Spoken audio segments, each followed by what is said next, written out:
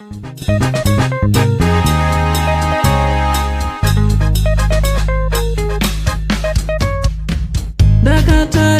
kudenga mtsodzi pamatama ose.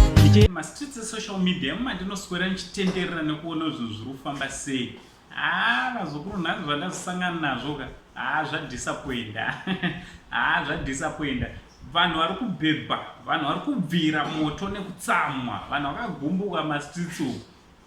Kutsamwira icho chikomana Jamaster, handiti Jamaster ndimi makamusimudza kuti asvike paari. But yei zvazokuitai nhasi ka zvakaoma. Ndichaita kuti mungozvionera mega. So chiteerera kana usati wasubscribe pa this channel, I can ask you mzukuru kuti hapana chekudii, hapana chekumirira. Subscribe, turn on your notification bell kuti whenever we upload a video you will be notified. Thanks very much nesupport yamunopa pamusha penyu, basa richifamba zvakanaka, musha uchienda mberi. Handiti Jamaster akanga ane show yanga inayo.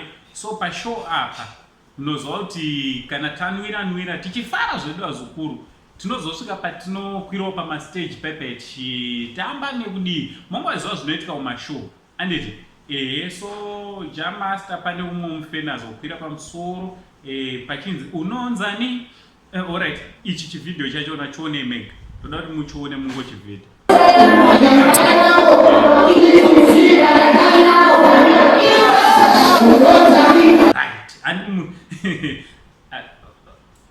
Ndofunga mangozvionera vazukuru ndozvaitwa naJamaster. Mazviona mega zvekunzi hanzi zvazodai mazviona. So mastreets social media vamwe vari kuti Jamaster wakutozviwisira pasi. Vamwe vatsamwa to an extent kutoti ndaona vamwe vachiti handichatomusapoti, handichamufarire. Ndo message dzanga dzakawanda.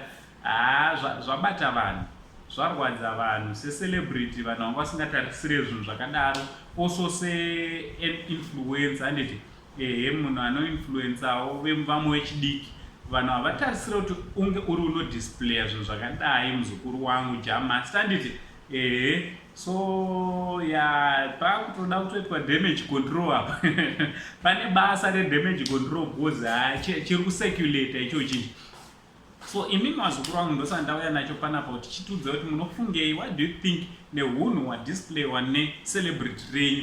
Like anoti celebrity ka anotoda vanhu vanomucelebrata, meaning imi ndimi munotovaita macelebrity vanhu ava. So if you don't celebrate them, it means ucelebrate hapana. Unosara nezita chete uchingo ndiri celebrity, but no one will be celebrating you. In fact, you will be celebrating yourself. And it so macelebrity dai zvanopinda musoro mavo kuti nyango munhu muroad chero pai chero, those are the people you need kuti uve celebrity. Ndochandamo ndikuratidzei naAnko Sandy the only Zimbabwean angu ngataura nekuma comments ndo andati much love.